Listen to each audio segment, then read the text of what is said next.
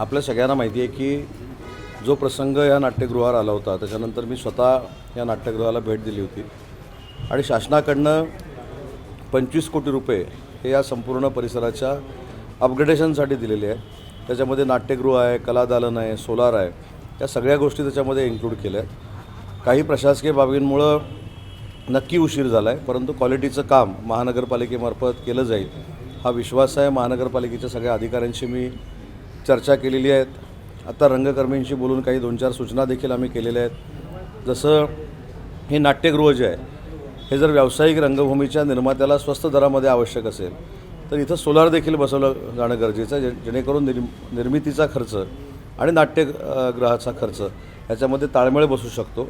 स्थानिक लोकांना नाट्यगृह उपलब्ध करून देत असताना कमी दरामध्ये जर करून द्यायचं असेल तर ही सोलारची यंत्रणा नाट्यगृहावर आवश्यक आहे।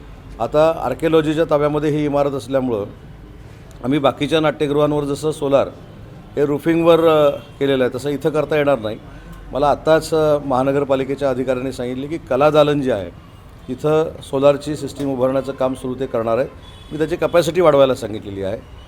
इथं शालेय विद्यार्थ्यांना चित्रपट देखील बघता आलं पाहिजे, यासाठी आधुनिक पद्धतीनं पांढरा पडदा असेल, ज्याला आपण चित्रपटाचा पडदा म्हणतो, त्याच्यानंतर प्रोजेक्टर्स असतील, अशा देखील चांगल्या यंत्रणा या इथं निर्माण कराव्यात, अशा देखील सूचना मी केल्या आहेत। रंगकर्मी देखील माझ्यासोबत आहेत। मी देखील स्वतः अखिल भारतीय नाट्य परिषदेचा विश्वस्त असल्यामुळं आज सगळ्या रंगकर्मींच्या समवेत या पवित्र ठिकाणी मी भेट दिलेली आहे। मागच्या बाजूला जे मोठं रंगमंच आहे तो रंगमंच मोठमोठ्या कार्यक्रमांसाठी खुला राहिला पाहिजे, स्थानिकांसाठी खुला राहिला पाहिजे, अशी देखील यंत्रणा महानगरपालिकेनं तयार करावी, अशा देखील मी सूचना दिलेल्या आहेत। मी असं सांगितलं की ज्यावेळी नाट्यगृहाचं बुकिंग झालेलं नसतं त्यावेळी शालेय विद्यार्थ्यांसाठी जर उपयुक्त असे चित्रपट मराठी आलेले असतील तर ते देखील दाखवले गेले पाहिजेत। हे नाट्यगृह फिनान्शियली साऊंड होण्यासाठी जर काही दिवस रिकामं असेल तर तिथं देखील चित्रपट दाखवण्याची सुविधा, जर